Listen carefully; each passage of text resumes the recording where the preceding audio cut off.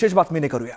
राज ठाकरेंनी उद्धव ठाकरेंना दिलेली टाळी आणि त्यावरती उद्धव ठाकरेंचा प्रतिसाद यामुळे महाराष्ट्रात पुन्हा एकदा राजकीय भूकंपाचे संकेत मिळत आहेत। पण गेल्या काही महिन्यातील राजकीय उलटापालटी पाहता राज ठाकरेंच्या टाळीचा अर्थ नेमका काय आहे जाणून घेऊया या स्पेशल रिपोर्टमधून।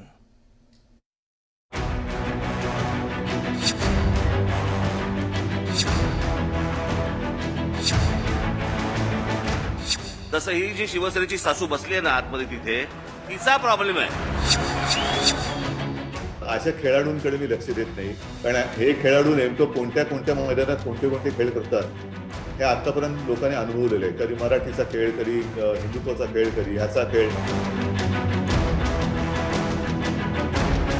ते नाव आहे ना शिवसेना नावाचं, शिवसेना, आणि तो जो धनुष्यबाण आहे ना तो ना त्या उद्धव ठाकरेची प्रॉपर्टी आहे ना त्या एकनाथ शिंदेची प्रॉपर्टी, ती बाळासाहेब ठाकरेंची प्रॉपर्टी आहे।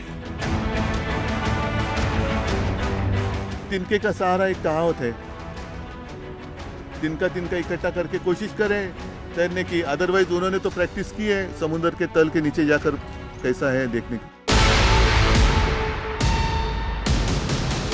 उद्धव ठाकरे आणि राज ठाकरेंमधील मागील काही वर्षातलं हे राजकीय द्वंद्व। 18 डिसेंबर 2005 ला राज ठाकरेंनी शिवसेनेची साथ सोडली। त्यानंतर 9 मार्च 2006 रोजी त्यांनी मनसेची स्थापना केली।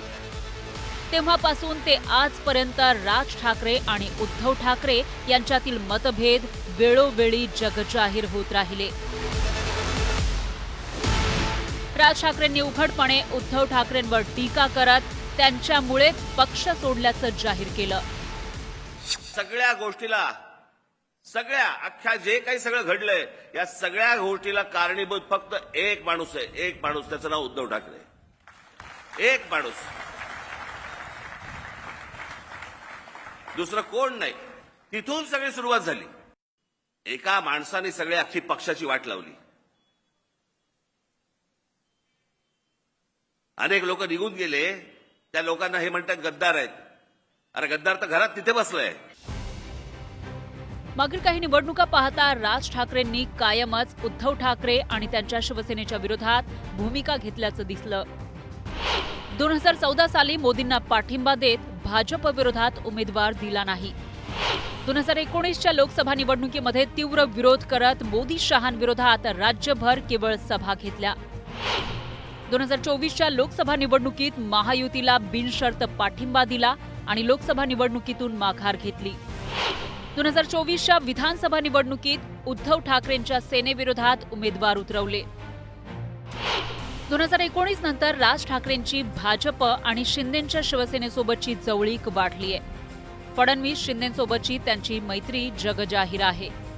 फडणवीसांचं दिवाळीला राज ठाकरेंच्या निवासस्थानी येणं असो, नव्या घराच्या पाहणीला राज ठाकरेंनी फडणवीसांना बोलावणं असो, एकनाथ शिंदे आणि फडणवीसांच्या शिवतीर्थावरच्या भेटीगाठी असो, किंवा मग आता नुकतंच एकनाथ शिंदेंना राज ठाकरेंनी आमरसपुरीच्या जेवणासाठी बोलावणं असो, राज ठाकरेंच्या या सगळ्या भूमिका उद्धव ठाकरेंच्या विरोधातील आहेत।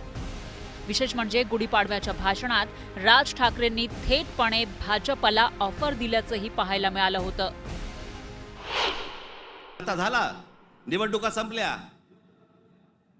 शिमगा झालेला आहे, होळी संपलेली आहे। तुमच्या साक्षीने सांगतो, माझं खरं तर देवेंद्र फडणवीस तुमच्या हातामध्ये एक चांगलं राज्य, सुसंस्कृत राज्य हातामध्ये आलेलं आहे। याच्याकडे नीट बघा। चांगल्या पद्धतीने मराठी माणसाकडे पाहणार असाल तर आमचा तुम्हाला पाठिंबा निश्चित राहील। प्रत्येक गोष्ट आमची ऐकून करा। भाजपसोबतच राज ठाकरेंनी डिनर डिप्लोमसीच्या माध्यमातून एकनाथ शिंदेंच्या शिवसेनेसोबतही युतीची चर्चा केल्याचं बोललं केलं।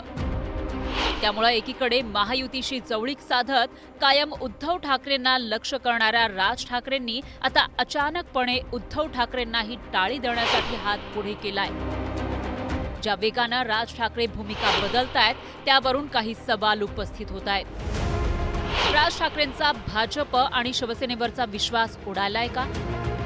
राज ठाकरे एकाच वेळी शिंदे आणि उद्धव ठाकरेंनाही खेळवतायत का? उद्धव ठाकरेंची साथ ही मनसेसाठी राजकीय पुनरुज्जीवनाची गरज आहे का?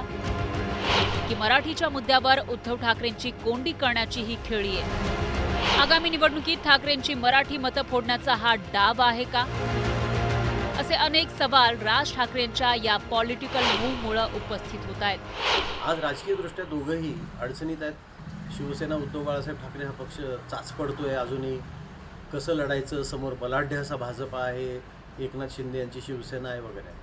राज ठाकरे यांनाही वाटतंय की लोकसभेला आपण भाजपाच्या विरोधात उमेदवार न दिल्यामुळेच विधानसभेला आपल्याला खूप कमी मतं मिळाली. आता जर महापालिकेला आपण परफॉर्मन्स चांगला दिला नाही तर मग मात्र आपलं राजकीय स्थान अडचणीत येईल. शिवाय त्यांच्या पक्षाचं चिन्ह आहे, पक्ष आहे आणि तो पक्ष स्वतंत्र अस्तित्व कायम ठेवण्यासाठी त्याला काही टक्के मतं मिळवावीच लागतात निवडणुकीमध्ये. हे सगळं अपरिहार्यतेचं चित्र दिसताना दोघाही भावांना असं वाटणं स्वाभाविक आहे. राज ठाकरेंच्या मनात नेमकं काय आहे हे सध्या तरी अस्पष्ट आहे. राज ठाकरेंनी मराठी हिताचं कारण पुढे करत युतीचा चेंडू उद्धव ठाकरेंकडे टोलावला खरा, पण आता उद्धव ठाकरेंनीही भाजप शिवसेनेची साथ सोडणार का हा प्रतिसवाल करत हा चेंडू पुन्हा राज ठाकरेंच्या कोर्टात टाकलाय. त्यामुळे ठाकरे बंधूंमधील युतीच्या या चर्चेमागचं नेमकं कारण काय? खरंच ठाकरे बंधू एकत्र येणार का? महाराष्ट्रात पुन्हा राजकीय भूकंप होणार का? या प्रश्नांची उत्तरं जाणण्यासाठी तुर्तास तरी वाट पाहावी लागणार आहे. Bureau report, news 18 Lokmat.